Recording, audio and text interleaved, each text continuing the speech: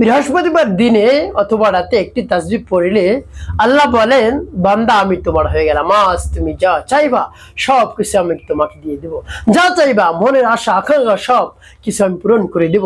চাও মাত্রই সব কিছু দিয়ে দেব। কঠিন রোগে তুমি আক্রান্ত হয়ে পড়েছো, কঠিন বিপদের মধ্যে পড়ে গেছো, রিজিক নিয়ে টেনশন করতেছো, অভাব অনটনে দিন কাটাচ্ছ, সংসারে শান্তি নেই, অশান্তির আগুন ধাউ ধাউ করে জ্বলছে, স্বামী অবাধ্য, স্ত্রী অবাধ্য, তারপর ভালোবাসার মানুষ চলে গিয়েছে। এভাবে যদি হয় একেবারে চতুর্দিক থেকে বিপদ আর বিপদ, টাকা নেই পয়সা নাই, এভাবে আল্লাহ রাব্বুল আলামিনের নামটি পাঠ করলে আল্লাহ রাব্বুল আলামিন অবশ্যই মনের আশা আকাঙ্ক্ষা পূরণ করে দিবেন। প্রিয় ভাই বোনেরা, তাই বৃহস্পতিবার অত্যন্ত দামি এবং গুরুত্বপূর্ণ। তার কারণ বছরে 5টি রাত্রি দামি, 2 রাত্রি, বৃহস্পতিবার রাত এবং সবে বরাত, সবে কদরের রাত অত্যন্ত দামি।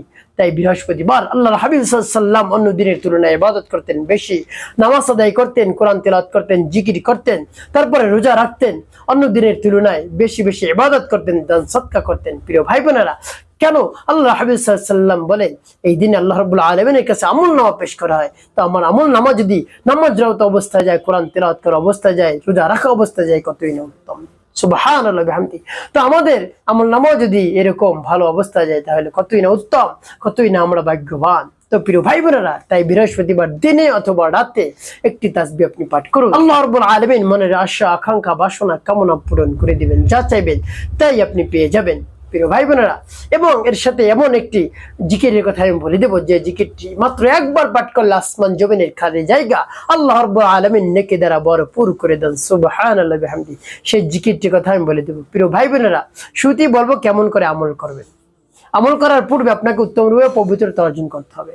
পবিত্র স্থানে দাঁড়িয়ে, বসে, শুয়ে যে কোনো অবস্থায় করতে পারেন, তবে উত্তম হলো একটি পবিত্র জায়গায় বসে কেবলামুখী হয়ে আমলটি করা।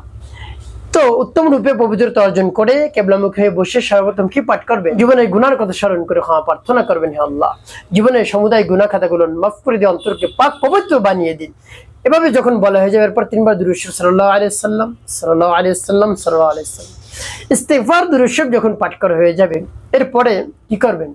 এরপরে আপনি সেই জিকিরটি পড়বেন। যে জিকিরটির কথা আমি বলেছি, একবার পাঠ করলে আসমান জমিনের খালি জায়গা একেবারে নেকি দ্বারা ভরপুর করে দেন আল্লাহ রাব্বুল আলামিন। সেই জিকিরটি হলো কালিমার জিকির, আমাদের সকলের সুপরিচিত জিকির, যেমন লা ইলাহা ইল্লাল্লাহ, লা ইলাহা ইল্লাল্লাহ, লা ইলাহা ইল্লাল্লাহ, লা ইলাহা ইল্লাল্লাহ। এভাবে 99 বার পাঠ করবেন। একবার পাঠ করবেন পুরো কালিমা লা ইলাহা ইল্লাল্লাহু মুহাম্মাদুর রাসূলুল্লাহ সাল্লাল্লাহু আলাইহি ওয়াসাল্লাম। এভাবে জিকিরটি পাঠ করবেন। এরপরে সেই তাসবিহ পাঠ করবেন। যখন পাঠ করবেন আল্লাহ রাব্বুল আলামিনের কাছে বলবেন মনে মনে, হে আল্লাহ আমার আমল কি, আমার সময়কে কবুল করুন, আর যে সমস্যা সমাধানের জন্য আমলটি করতেছি সেই সমস্যা আপনি সমাধান করে দিন। এভাবে বলে তারপরে তাসবিহ পাঠ করবেন। আমি বলে দিচ্ছি তাসবিহটি কতবার পাঠ করবেন এবং তাসবিহটি কি বলে দিচ্ছি।